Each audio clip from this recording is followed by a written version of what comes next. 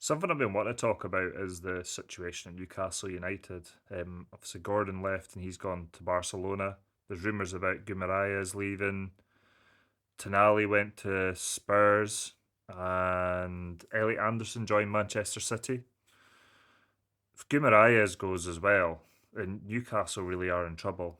And this isn't on their Saudi owners.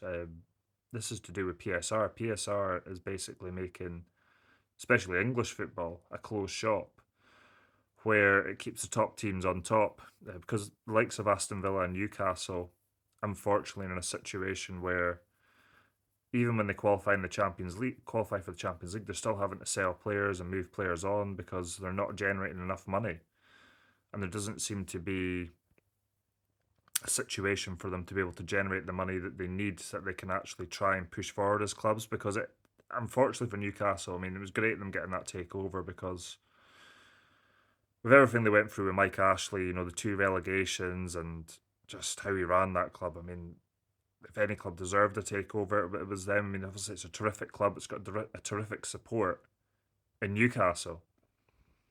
Now I know there is obviously other supporters in Newcastle in the UK and in the world, but it's not a massive amount.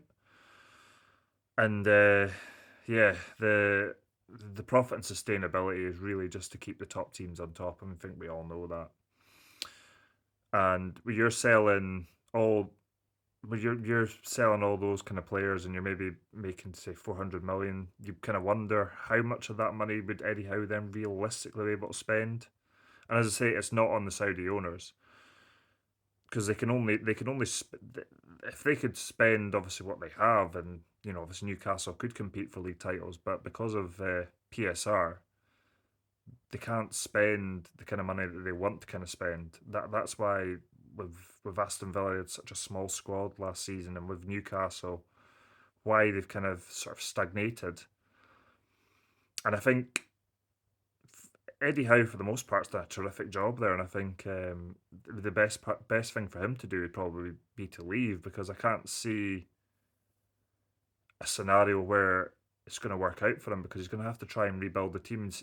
As I said, you don't know how much money to be able to get. I mean, it's all well and good getting 400 million in, but if you can only spend 200 million now, once upon a time, that would be an absolute war chest for players. But if you're an English Premier League club and you're in for players, well, look at Tottenham. Tottenham signed Tonali for 100 million.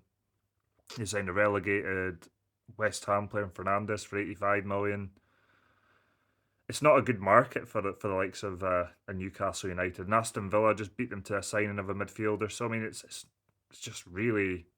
I think it's a no-win situation for Eddie Howe, and I think he'd be well within his rights to probably walk away and just resign because it's only going to end one way. And for Newcastle, they're probably going to have to try and find a kind of young, sort of up and coming manager that can work within the structure that they've been placed into, where they're going to have to sell players on and they're going to have to find gems. They're going to have to work a bit like Brighton.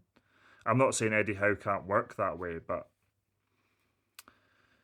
I think he's in a very, very difficult situation, a no-win situation. And as I say, it's not on the owners, but yeah, I just don't see how it's going to be a good season for Eddie Howe in Newcastle. I mean, I think the way things are going for them at the moment, they're going to be probably mid-table of Scudetto.